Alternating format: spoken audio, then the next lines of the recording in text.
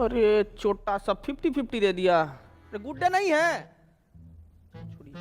Biscuit खाइएगा? अरे खाइए ना, आपके लिए तो हम स्पेशल वाला लाए हैं, ये देखिए। What nonsense is this? क्या हुआ? हमको तो लगा कि कुत्ता सरकारी हो कि घर का हो, उनको तो यही बिस्कुट भाता है। शर्म आती है आपको? एक औरत, एक महिला से ऐसे बात करते हुए?